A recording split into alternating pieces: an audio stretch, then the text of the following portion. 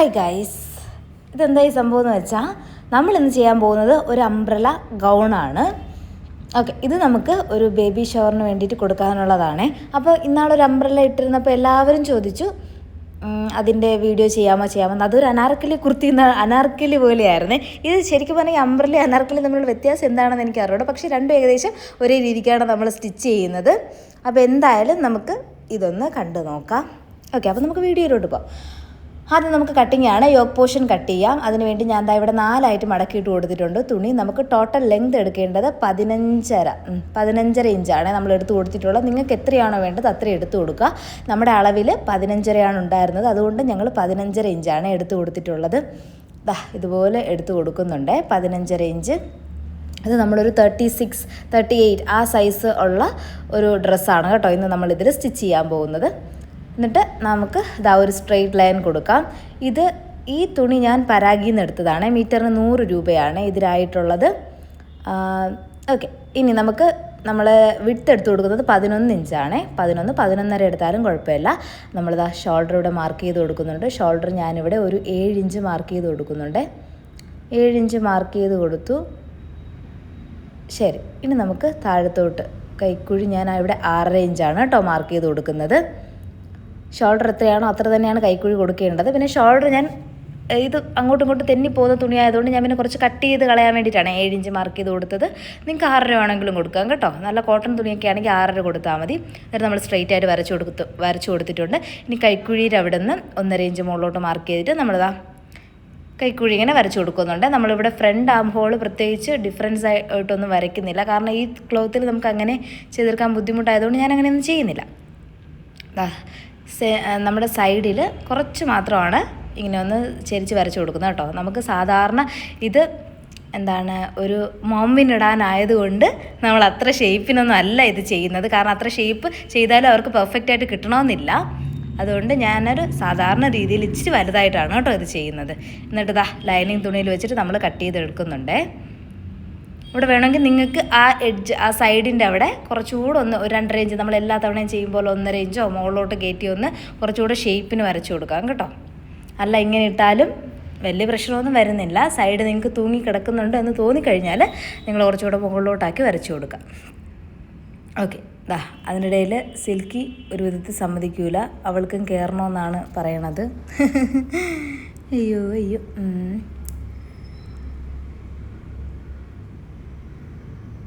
Silky എപ്പോഴും ഇങ്ങനെയാണ്. ഇങ്ങനെ അവൾ ഇവിടെ വന്ന് നിൽക്കാറുണ്ട്. കാരണം ആ മേശപ്പുറത്ത് അവളെയും കൂടെ കയറ്റി ഇരുത്താനാണ് അവൾ പറയണത്. അപ്പോൾ വീണ്ടും നമുക്ക് സ്റ്റിച്ചിങ്ങിലോട്ട് വരാം. ഇനി നമ്മൾ വെട്ടാൻ പോകുന്നത് സ്ലീവ്സ് ആണ് കേട്ടോ. സ്ലീവ്സ് നമ്മൾ അത്യാവശ്യം ഒരു ബലൂൺ സ്ലീവ്സ് പോലെയാണ് ചെയ്ത് കൊടുക്കുന്നത്. ഇതിൽ നല്ല ഭംഗിയായിരിക്കും. കുറച്ച് പഫായിട്ടുള്ള സ്ലീവ് വന്നാൽ നമ്മളിതാ ഏകദേശം 15.5 ഇഞ്ചോളം നമ്മൾ നീളമല്ല വീതി എടുത്ത് കൊടുക്കുന്നുണ്ട്. അവിടെ നിന്ന് നിങ്ങൾക്ക് വേണ്ട ലെങ്ത് മാർക്ക് ചെയ്യാം. ഞാനിവിടെ ഒരു ചെറിയ ബലൂണാണ് കൊടുക്കുന്നത്. അപ്പോൾ ഞാനൊരു 10-10.5 മാത്രമേ എടുത്ത് കൊടുത്തിട്ടുള്ളൂ കേട്ടോ നീളം. ഇവിടെ അതുപോലെ നമ്മൾ എവിടെയാണോ അവിടെ എടുത്ത് കൊടുത്ത മെഷർമെൻറ്റ് ഇവിടെ അതുപോലെ തന്നെ എടുത്ത് കൊടുക്കുക. എടുത്ത് കൊടുത്തിട്ട് ഒരു സ്ട്രെയിറ്റ് ലൈൻ വരച്ചെടുക്കുക കേട്ടോ.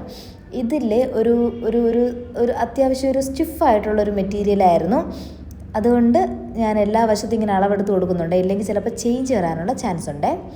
ഇനി നമ്മൾ ഇവിടെ ഏകദേശം എത്രയാണ് ഞാനിവിടെ എടുത്ത് കൊടുക്കുന്നത്, ഏകദേശം ഒരു 9 ഇഞ്ച് നമ്മുടെ സാധാരണ സ്ലീവിൻ്റെ അവിടെയൊക്കെ മാർക്ക് ചെയ്തിട്ട് ഞാനൊരു 3.5 ഇഞ്ച് അവിടെ മാർക്ക് കൊടുക്കുന്നുണ്ട്. അതായത് അത്രയും ഭാഗം ഇങ്ങനെ പൊങ്ങി നിൽക്കണം എന്നുള്ള രീതിക്ക്. എന്നിട്ട് നമുക്കിങ്ങനെ വരച്ചെടുക്കാം കേട്ടോ.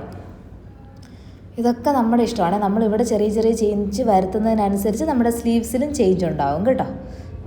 അപ്പോൾ ഏകദേശം ലാസ്റ്റ് വരച്ചതിൻ്റെ അത്രത്തോളം ആയിരിക്കും നമുക്ക് ലെങ്ത് കിട്ടുക. ബാക്കിയെല്ലാം പഫ് ഇങ്ങനെ മുകളിലോട്ട് പൊങ്ങി നിൽക്കുന്ന ഭാഗങ്ങളായിരിക്കും.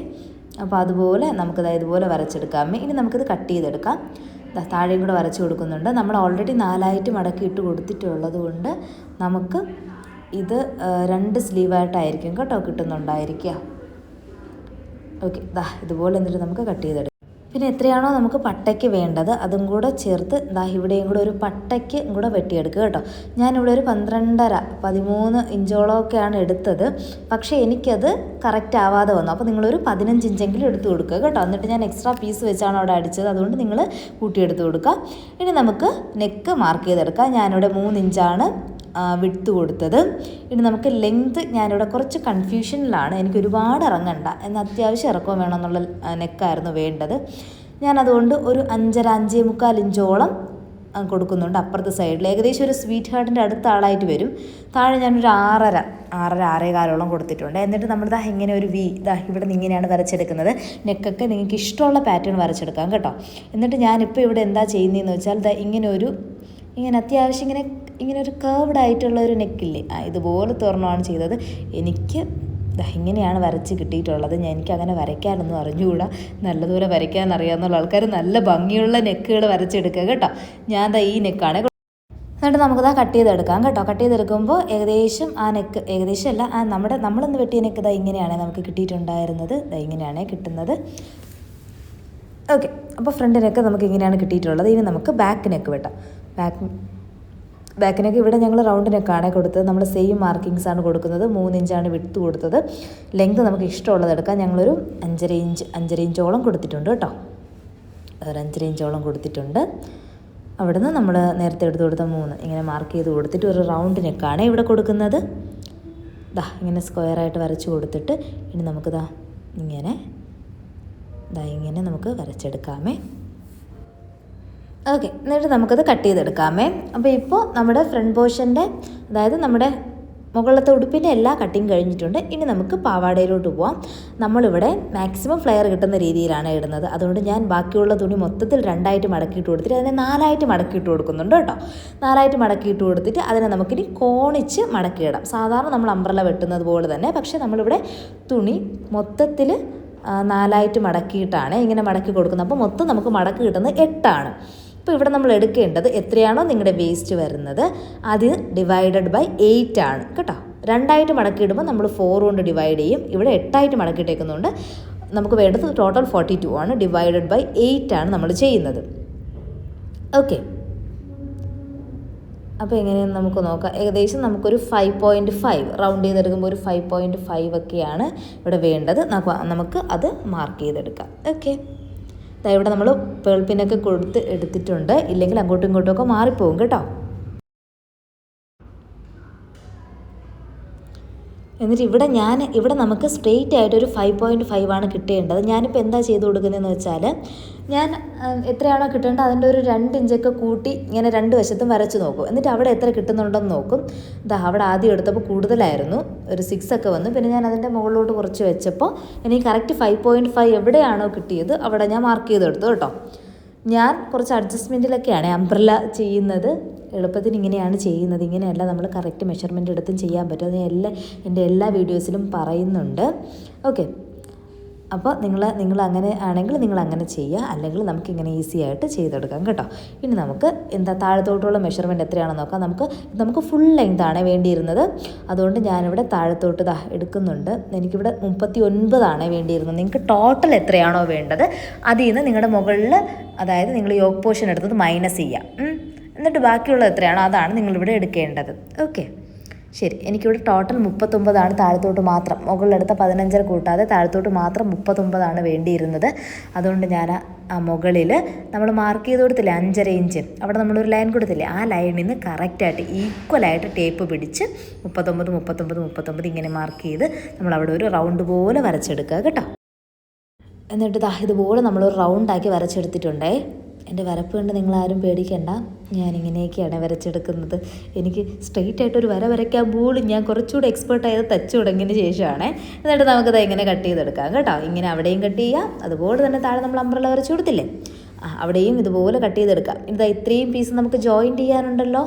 ഇത് നമുക്ക് ഇതേ സെയിം അളവിൽ നമുക്ക് പീസ് കട്ട് ചെയ്തെടുക്കാം കേട്ടോ.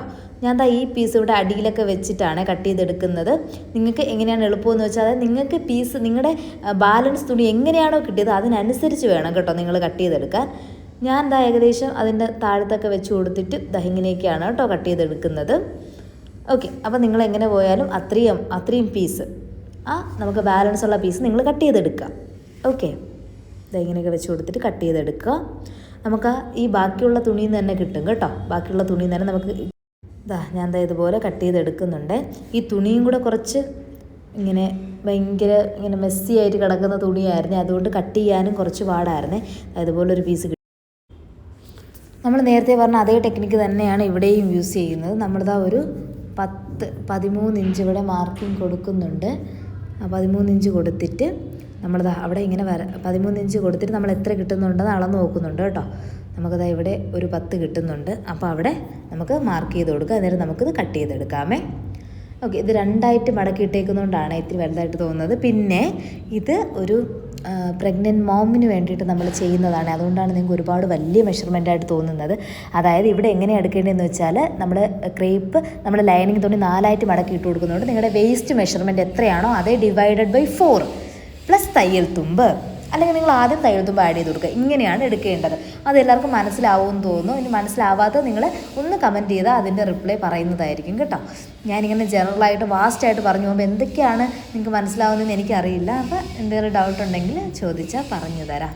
ഓക്കെ, ശരി. എന്നിട്ട് നമുക്ക് എത്രയാണോ വേണ്ടത് നമുക്ക്, ഞാനിവിടെ 37 ആണ് കേട്ടോ എടുത്ത് കൊടുക്കുന്നത്. 36, 37 ആണ് എടുത്ത് കൊടുക്കുന്നത്. കാരണം നമുക്ക് എന്താണ് മെയിൻ ക്ലോത്തിൻ്റെ അത്രയും ഇവിടെ ലൈനിങ്ങിൽ ലെങ്ത് ആവശ്യമില്ല. അപ്പോൾ അതിൽ നിന്നെക്കാട്ടി ഒരു 2 3 ഇഞ്ച് കുറച്ച് നമ്മൾ മാർക്ക് ചെയ്ത് കൊടുത്താൽ മതിയാവും. ഇനി നമുക്ക് മറ്റേതുപോലെ കട്ട് ചെയ്തെടുക്കാം.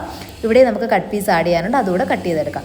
ഓക്കെ, ഇനി നമുക്ക് സ്റ്റിച്ചിങ്ങിലോട്ട് വരാം. ഇത് നല്ല വശവും ചീത്ത വശവും ഉള്ള തുണിയാണ് കേട്ടോ. അപ്പോൾ നല്ല വശം ലൈനിങ്ങിനോട് ചേർത്തിട്ട് കൊടുത്തിട്ട് നമുക്ക് ആദ്യം നെക്കാണ് കേട്ടോ അടിച്ചെടുക്കാൻ പോകുന്നത്. ശരി, നല്ല വശവും ചീത്തവശം ഇല്ലാത്ത തുണിയാണെങ്കിൽ നിങ്ങൾക്ക് നോക്കേണ്ട കാര്യമില്ല. പക്ഷേ നല്ല വശം ചീത്തവശം ഉള്ള തുണിയാണെങ്കിൽ നല്ല വശം തന്നെ ലൈനിങ്ങിനോട് ചേർത്തിട്ട് അടിച്ചു കൊടുക്കുക. ഇല്ലെങ്കിൽ വൃത്തികേടായിരിക്കും. ഇനിതാ ബാക്ക് നെക്കും അതുപോലെ നമ്മൾ മുട്ടുപിൻ കൊടുത്ത് ജോയിൻ്റ് ചെയ്തെടുത്തിട്ടുണ്ട്. അതുകൂടെ നമുക്ക് ബാക്ക് നെക്കും അതുപോലെ നമുക്ക് സ്റ്റിച്ച് ചെയ്തെടുക്കാമേ. എന്നിട്ട് നമ്മൾ ഫ്രണ്ട് നെക്ക് നമ്മൾ കട്ട് ചെയ്തെടുത്തിട്ടുണ്ട്. ചെറിയ ചെറിയ കട്ടുകൾ ഇട്ട് കൊടുത്തിട്ടുണ്ട്. നമ്മൾ തിരിച്ചിടുമ്പോൾ ഒരു ഫ്ലെക്സിബിലിറ്റി കിട്ടാനായിട്ട്. കാരണം നമ്മൾ ഒരു ഡിസൈനുള്ള നെക്കല്ലേ കൊടുത്തിട്ടുണ്ടായിരുന്നത്. ഇതുപോലെയാണ് നമുക്ക് കിട്ടിയത്. ഇനി നമുക്ക് സ്റ്റിച്ച് ചെയ്തെടുക്കാമേ. ഇതുപോലെയാണ് കിട്ടിയിട്ടുള്ളത്. അതിങ്ങനെ കറക്റ്റായിട്ട് ഇങ്ങനെ വെച്ച് കൊടുത്തിട്ട്, ഈ തുണി അങ്ങോട്ടും ഇങ്ങോട്ടും ഇരിക്കില്ല, മെസ്സി ആയിട്ടുള്ള തുണിയാണ്. എന്നാലും നമുക്ക് പറ്റുന്ന രീതിയിൽ ഇങ്ങനെ വെച്ച് കൊടുത്തിട്ട് ഇതുപോലെ പതിച്ചടിച്ചെടുക്കുക കേട്ടോ. പിന്നെ സ്റ്റിച്ചൊന്നും ഇട്ട് അറിയാത്ത തുണിയായിരുന്നു, അതുകൊണ്ട് വലിയ സീനില്ലായിരുന്നു. ഏകദേശം ഒരു ഡബിൾ ഷെയ്ഡ് പോലത്തെ തുണിയാണ്. നിങ്ങൾ കോട്ടണിലൊക്കെയാണ് ചെയ്യുന്നതെങ്കിൽ നല്ല പെർഫെക്റ്റ് ആയിട്ട് നിങ്ങൾക്ക് കിട്ടേ. കോട്ടൺ അല്ലാതെ ഏത് ഇങ്ങനെ ഒഴുകി കിടക്കുന്ന മെറ്റീരിയൽ ആണെങ്കിൽ നിങ്ങൾ പേൾ പിൻ യൂസ് ചെയ്ത് തന്നെ ചെയ്യുക. ബിഗിനേഴ്സ് ഉണ്ടെങ്കിൽ അതായിരിക്കും കുറച്ചുകൂടെ ബെറ്റർ. ശരി, ഇത് നമ്മൾ ബാക്കിനൊക്കെ അതുപോലെ നമ്മൾ അടിച്ച് കട്ട് ചെയ്ത് തിരിച്ചിട്ടെടുത്തിട്ടുണ്ട്. അത് നമ്മൾ പതിച്ചടിച്ച് കൊടുത്തിട്ടില്ല. നമ്മൾ എന്നും ചെയ്യുന്ന ടെക്നിക്ക് തന്നെ. ആ പതിച്ചടിച്ച് കൊടുക്കാത്ത ബാക്ക് നെക്കിലോട്ട് നമ്മൾ പതിച്ചടിച്ച് കൊടുത്ത് ഫ്രണ്ട് നെക്കൂടെ ഇങ്ങനെ ഇട്ട് കൊടുക്കുകയാണ്. എന്നിട്ട് ലൈനിങ് തുണി നമ്മൾ താഴുന്നതാ ഇങ്ങനെ എടുത്തിട്ട് ലൈനിങ് തുണി ഇങ്ങനെ പതിച്ചടിച്ച് കൊടുക്കാത്ത ലൈനിങ് തുണി എടുത്തിട്ട് പതിച്ചടിച്ച വശത്തോട്ട് ഇങ്ങനെ കവർ ചെയ്തിട്ട് അടിച്ചെടുക്കുകയാണ്. ഇത് നമ്മൾ ഷോൾഡർ ക്ലീനായിട്ട് കിട്ടാൻ വേണ്ടിയിട്ടാണ് കേട്ടോ ഇങ്ങനെ ചെയ്യുന്നത്. ബിഗിനേഴ്സ് ആരെങ്കിലും ഉണ്ടെങ്കിൽ ഇതിൻ്റെ എക്സാക്റ്റ് വീഡിയോ ഒക്കെ നമ്മൾ ഒരുപാട് വീഡിയോസിൽ പറഞ്ഞിട്ടുണ്ട്. എക്സാക്റ്റ് കുറച്ചുകൂടി ഡീറ്റെയിൽ ആയിട്ട് ഒരുപാട് വീഡിയോസിൽ പറഞ്ഞിട്ടുണ്ട്. അത്രയും ഡീറ്റെയിൽ ആയിട്ട് ഇതിൽ പറയുന്നില്ല. ഒന്നുകൂടി ബാക്ക് അടിച്ച് നോക്കിയാൽ നിങ്ങൾക്ക് മനസ്സിലാവും കേട്ടോ. അങ്ങനെ ചെയ്ത് നോക്കുക. ഓക്കെ, ഇനി നമുക്ക് എന്താണ് 2 സ്റ്റിച്ച് കൊടുത്തെടുക്കാം. ഇതുപോലെ തന്നെയാണ് അടുത്ത ഷോൾഡറിൽ നമ്മൾ ചെയ്യുന്നത്. ഇതുപോലെ അടിച്ചെടുക്കുക. അതുപോലെ അടിച്ചെടുക്കുക.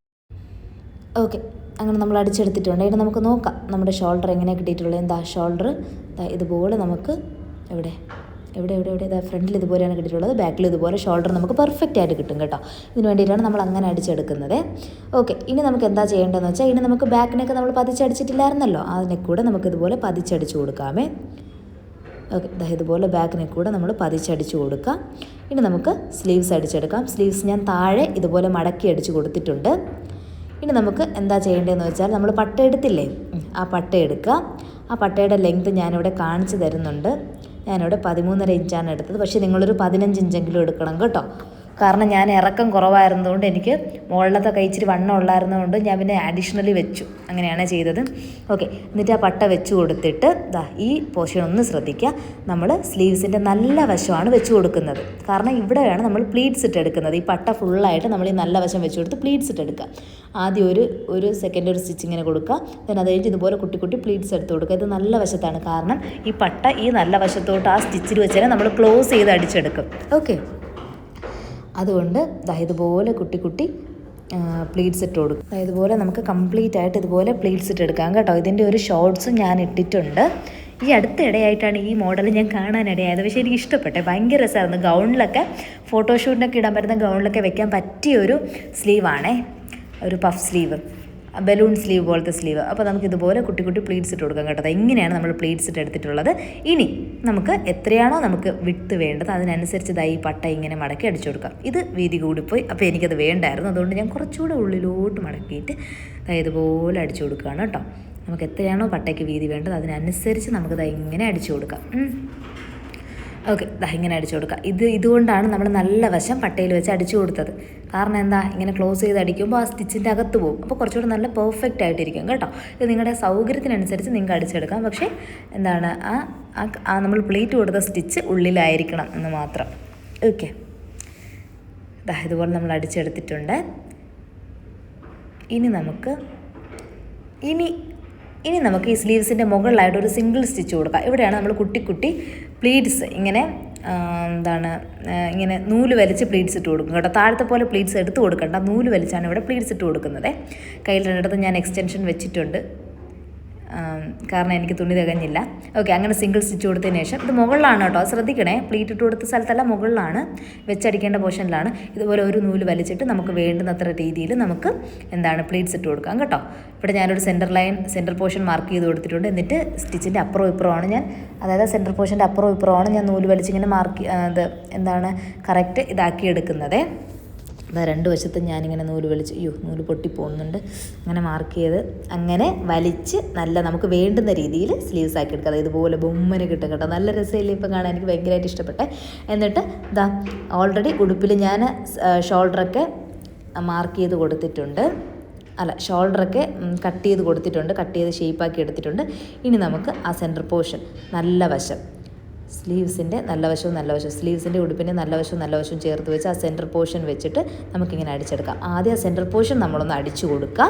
അടിച്ചു കൊടുത്തിട്ട് നമ്മൾ ആ സ്ലീവ്സിൻ്റെ എൻഡ് പോയിൻ്റ് വരെ നമ്മളിങ്ങനെ നമ്മൾ ഓൾറെഡി ഗ്യാദേഴ്സ് ഇട്ടെടുത്തില്ലേ, അതിങ്ങനെ വലിച്ച് വിട്ട് ആ സെയിം ലെങ്തിനെ ആക്കി വെച്ച് നമുക്കിങ്ങനെ അടിച്ചെടുക്കാവുന്നുള്ളത്. ഇതുപോലെ ഇങ്ങനെ അഡ്ജസ്റ്റ് ചെയ്ത് അടിച്ചു കൊടുക്കുക കേട്ടോ. ഭയങ്കര സിമ്പിളാണ്, കാണുമ്പോൾ ഭയങ്കര പാടായിട്ട് നിങ്ങൾക്ക് തോന്നും, പക്ഷേ അത് തോന്നുന്നതാണ്. ഭയങ്കര സിമ്പിളാണ്. ഇത് ചെയ്ത് കഴിയുമ്പോൾ ഭയങ്കര ഒരു ഡ്രസ്സിൻ്റെ ലുക്കേ അങ്ങ് മാറിപ്പോകും കേട്ടോ. ഓക്കെ, നിങ്ങൾ സ്ലീവ്സിൻ്റെയൊക്കെ വീഡിയോ വേണമെങ്കിൽ കമൻറ്റ് ചെയ്യുക. അത് ഷോർട്സ് ആയിട്ട് അല്ലാതെ സെപ്പറേറ്റ് ആയിട്ടൊക്കെ ചെയ്യാം കേട്ടോ. ഇതുപോലെ നമുക്കിങ്ങനെ വലിച്ച് നമുക്ക് അഡ്ജസ്റ്റ് ചെയ്ത് നമുക്ക് കംപ്ലീറ്റ് ആക്കി സ്റ്റിച്ച് ചെയ്ത് കൊടുക്കാമേ.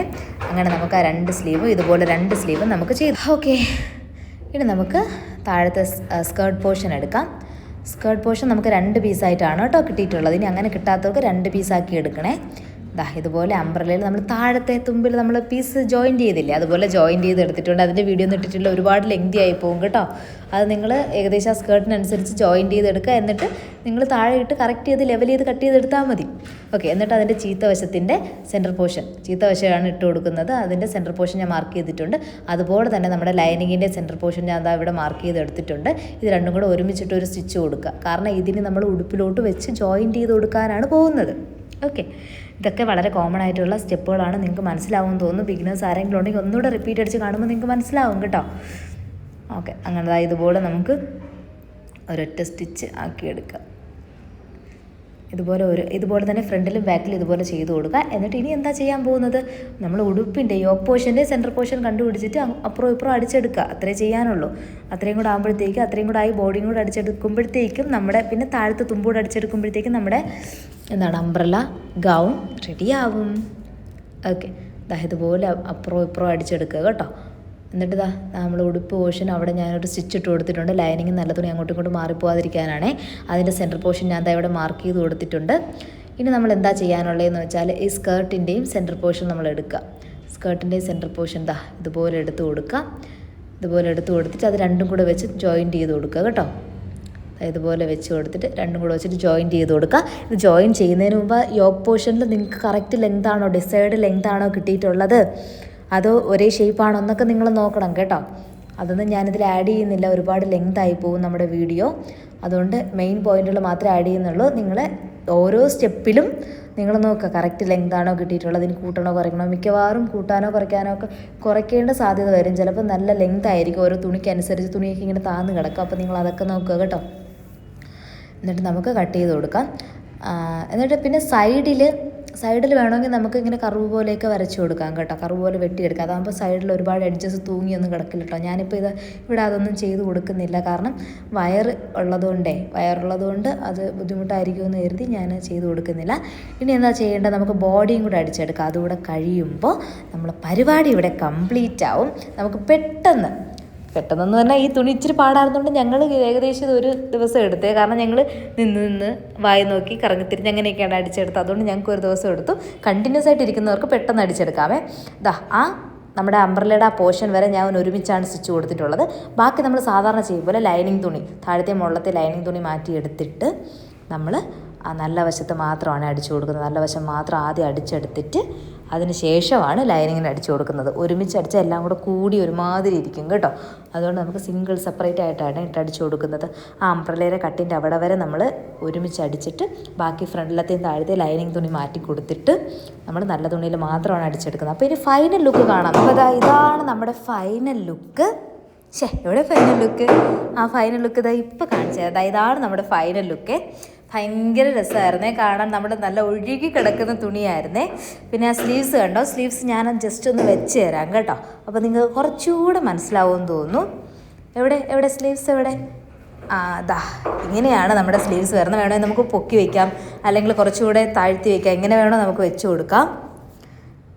അപ്പോൾ ഇത് ഞാൻ ചെയ്തിട്ടുള്ളത് 6 മീറ്റർ തുണിയിലാണ് ഈ ഡ്രസ്സ് നമ്മൾ സ്റ്റിച്ച് ചെയ്തെടുത്തിട്ടുള്ളത്. നല്ല ഫുൾ ലെങ്ത് ആയിട്ടാണ് എടുത്തിട്ടുള്ളത്.